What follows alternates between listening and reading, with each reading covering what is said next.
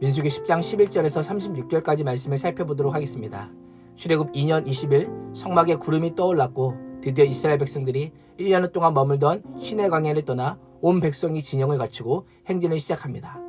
하나님께서 약속하신 가나안 땅으로 내딛는 희망찬 출발입니다. 이스라엘 백성들을 인도하는 구름이 시내산에 떠오릅니다. 이스라엘은 자신에게 처음으로 각자 맡겨진 임무와 순서를 따라 진영을 정리하여 광야길을 떠납니다. 처음 가는 길이지만 두렵지 않는 것은 하나님께서 이스라엘 진영 한가운데 계실 뿐 아니라 구름으로 함께 하시기 때문입니다.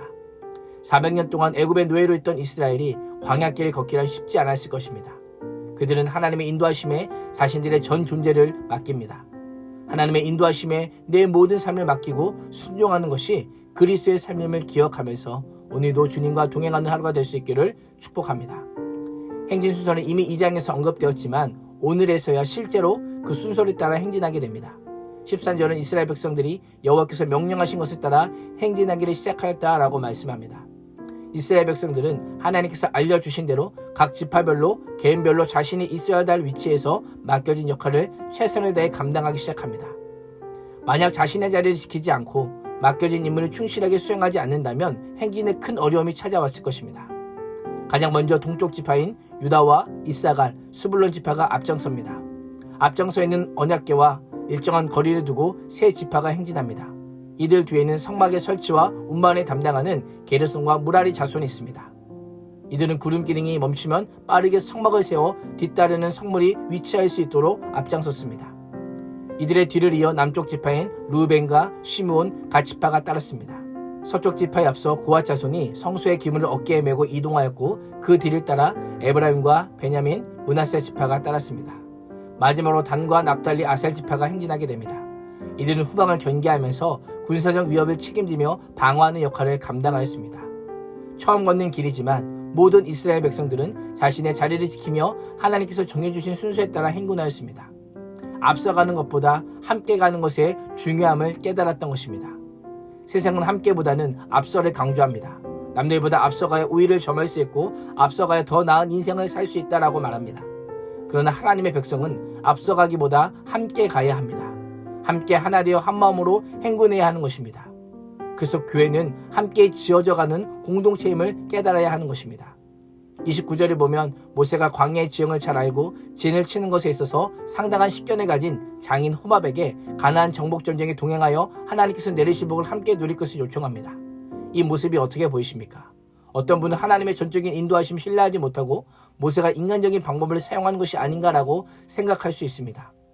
호밥은 고향으로 돌아가고자 했으나 계속되는 요청에 이스라엘과 동행하게 됩니다.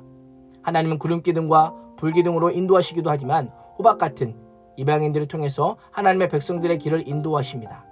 광야길을 인도하시는 분은 하나님 한 분이시지만 하나님께서는 광야 곳곳에서 돕고 협력하여 믿음의 길을 걸어갈 동역자들을 만나게 하십니다.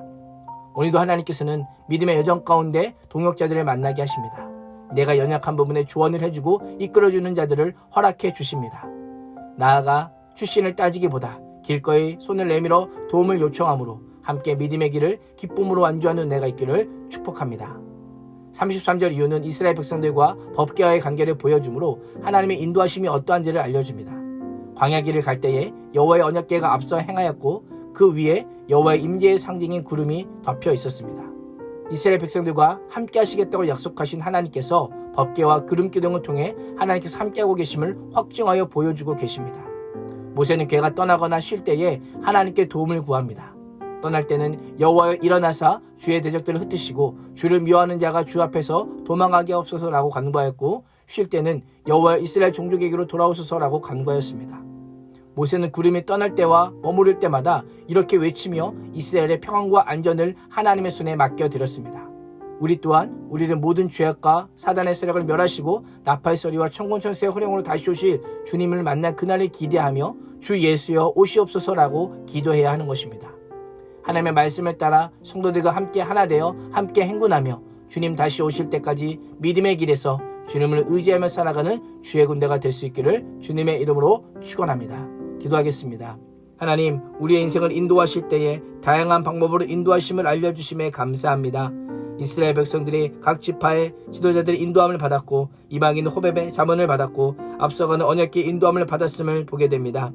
인생의 험난한 길을 가는 중에 주의 도우심을 구하며 하나님께 허락해 주신 동역자들과 마음을 함께하여 믿음의 완주를 하게 하여 주시옵소서. 우리 주 예수 그리스도의 이름으로 기도합니다. 아멘.